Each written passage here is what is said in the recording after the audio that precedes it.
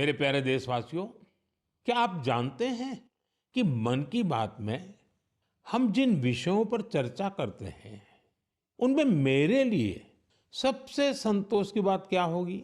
तो मैं इस बारे में यही कहूंगा कि मन की बात में हम जिन विषयों की चर्चा करते हैं, उनसे लोगों को समाज के लिए कुछ अच्छा, कुछ इनोवेटिव करने की प्रेरणा मिलती है। इससे हमारी संस्कृति, हमारे देश के कई पहलू उभर कर सामने आते हैं। साथियों, आप में से बहुतों को याद होगा, करीब 5 वर्ष पहले मैंने इस कार्यक्रम में भारतीय नस्ल के श्वान यानी डॉग्स की चर्चा की थी। मैंने देशवासियों के साथ ही अपने सुरक्षा बलों से आग्रह किया था कि वे भारतीय नस्ल के डॉग्स को अपनाएं, क्योंकि वो हमारे परिवेश और परिस्थितियों के अनुरूप ज्यादा आसानी से ढल जाते हैं। मुझे ये बताते हुए खुशी हो रही है कि हमारी सुरक्षा एजेंसियों ने इस दिशा में काफी सराहनीय प्रयास किए हैं।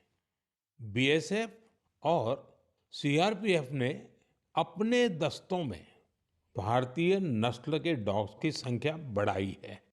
डॉग्स की ट्रेनिंग के लिए बीएसएफ का नेशनल ट्रेनिंग सेंटर ग्वालियर के टेकनपुर में है। यहाँ उत्तर प्रदेश के रामपुर हाउंड, कर्नाटका और महाराष्ट्र के मुधोल हाउंड, इस पर विशेष रूप से फोकस किया जा रहा है। इस सेंटर पर ट्रेनर्स टेक्नोलॉजी और इनोवेशन की मदद से श्वानों को बेहतर तरीके से ट्रेन कर रहे हैं।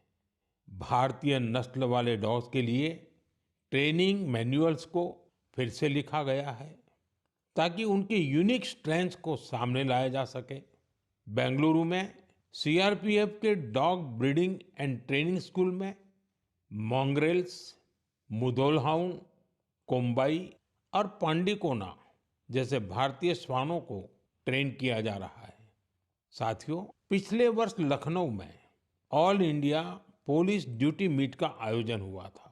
उस समय रिया नाम की श्वान ने लोगों का ध्यान अपनी ओर खींचा था।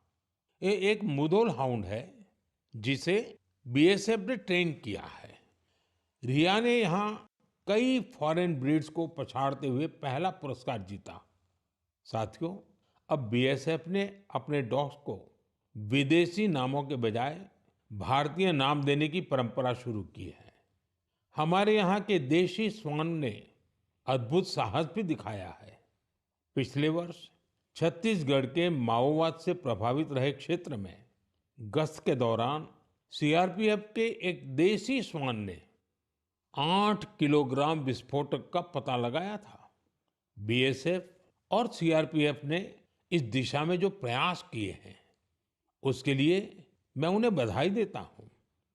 वैसे मुझे 31 अक्टूबर का भी इंतजार है। यह लौह पुरुष सरदार पटेल की जयंती का दिन है।